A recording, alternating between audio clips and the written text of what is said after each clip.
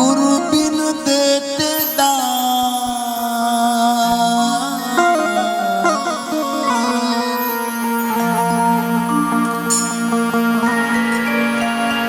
गुरु बिन माला फेरते गुरु बिन देते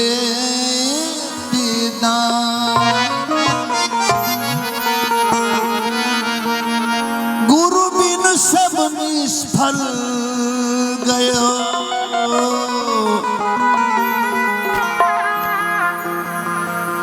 पूछो वेद पुराण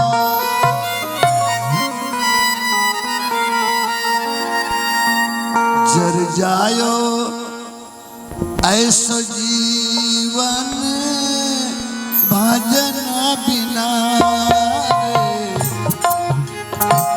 जर जायो ऐसो जीवन भजन बिना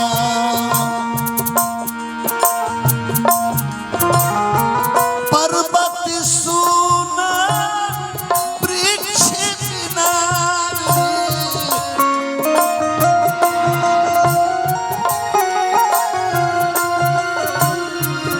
पर्वत सुना वृक्ष बिना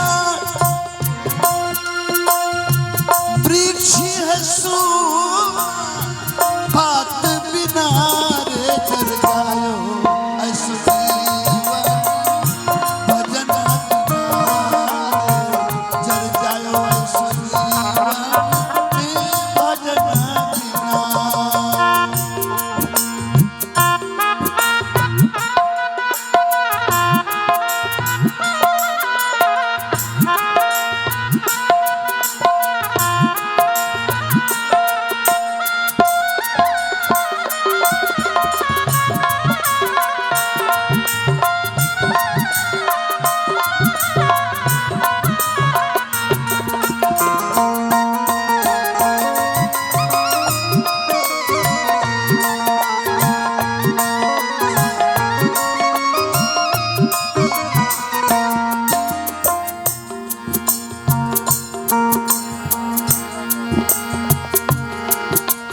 गोस्वामी जी रामायण में लिखता नहीं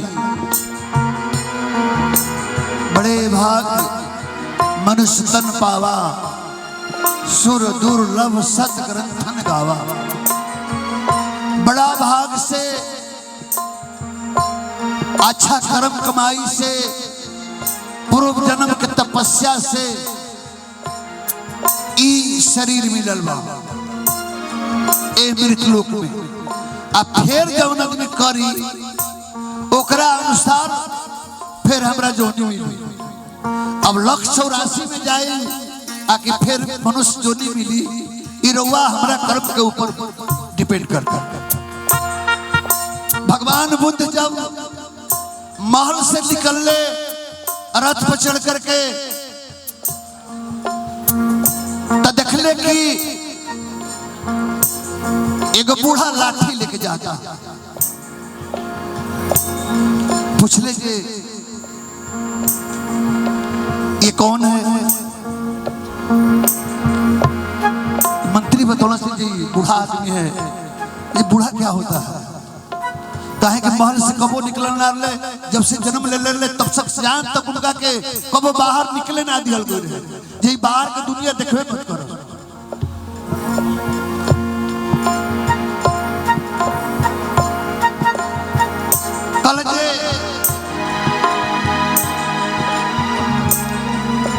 जानते हो एक दिन तुम्हारी भी यही दशा होगी। एक दिन तुम्हारा भी केस पकेगा, तुम्हारा भी मुंह का दांत टूट जाएगा, कान सुनना बंद कर देगा, आंख की रोशनी चली जाएगी और तुम भी लाठी लेकर चलोगे। कुछ आगे बोले तो देख लीजिए एगो घाटी पड़ल मल मूत्र कर रहे बा।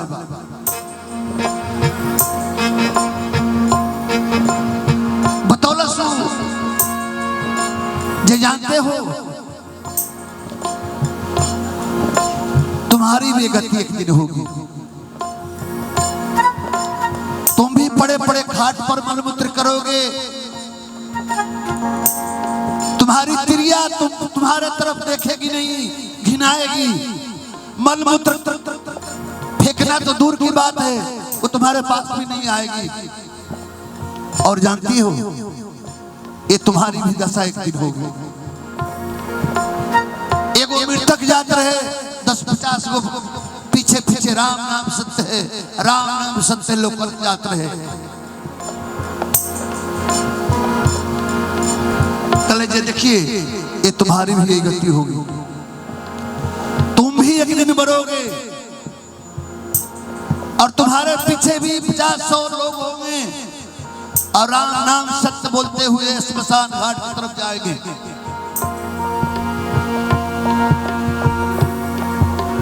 प्रभु की कितनी कृपा है हमारे ऊपर। 2 हाथ 2 पैर 2 आंख 2 कान मुंह ये बना करके इस लोक में भेजा है प्रभु।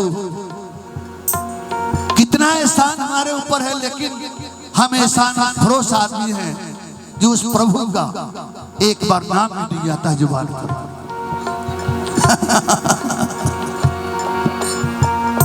तिरिया सुनिए तिरिया सुनिए कि पति बिना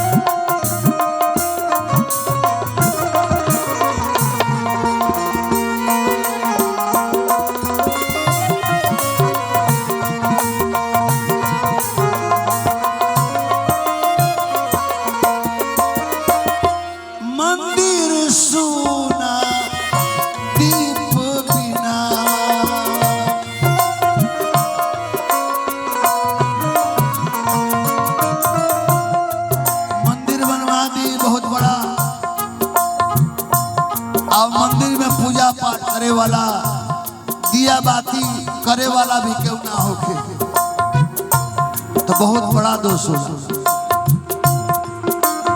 जे मंदिर बनावेला ओकरा में बहुत बड़ा दोष होला।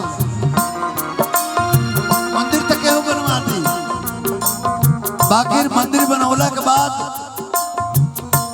वो मंदिर के सैकड़ों वर्ष तक पूजा, जब तक मंदिर है ऊपर पूजा करे की व्यवस्था चाहिए।